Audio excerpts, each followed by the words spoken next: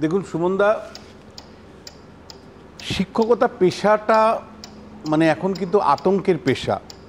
এক তো যারা যোগ্য শিক্ষক ছিলেন তারা চাকরি হারিয়েছেন, মানে কেবলমাত্র তৃণমূল কংগ্রেসের নেতা নেত্রীরা টাকা নিয়েছে, দুর্নীতি করেছে, আর সরকার বা এসএসসি অযোগ্যদের তালিকা জমা দিতে পারেনি বা যোগ্যদের তালিকাটা সামনে রাখতে পারেনি, জন্য শিক্ষকরা চাকরি হারিয়েছে না।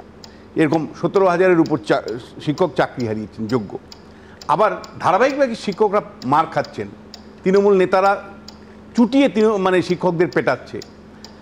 এই ছবিটা কিন্তু আমি আপনাকে বলছি শিক্ষকতা পেশাটাকেই না চ্যালেঞ্জ এনে দিচ্ছে। মানে আগামী দিনে যে কোনো মানে মেধাবী ছাত্র দুবার ভাববে যে এই ধরনের সরকারি স্কুলে আমি যাব নাকি অন্য কোনো ব্যবস্থার মধ্যে আমার কর্মজীবন শুরু করব। দুটো বিষয় খুব পরিষ্কার যে আমরা দেখতে পাচ্ছি যে এই প্রতিষ্ঠানগুলো চালায় তৃণমূল কংগ্রেস।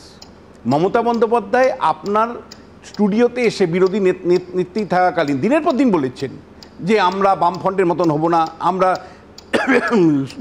রাজনীতিমুক্ত শিক্ষাঙ্গন তৈরি করব।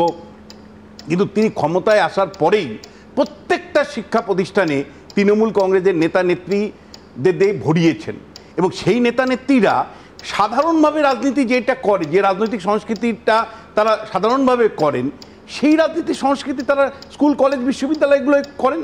এবং আমরা ভয়ে চুপ করে থাকি। ভয় একটা বড় শব্দ, জানেন তো, আমরা ভয়ে সব চুপ করে থাকি। আমি আপনাকে বলছি এই তৃণমূলের যে রাজনৈতিক সংস্কৃতি সেটা হলো আধিপত্যবাদ।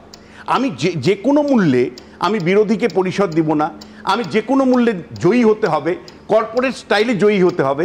ফলে এই নেতাগুলো যখন মানে শিক্ষা প্রতিষ্ঠানের সভাপতি হন, ম্যানেজিং কমিটিতে ঢোকেন, এক্সিকিউটিভ কাউন্সিলে ঢোকেন, এরা ওই রকম একটা আধিপত্যবাদ দিয়ে ওই কলেজ বিশ্ববিদ্যালয় স্কুল কলেজগুলোতে চালাতে চান।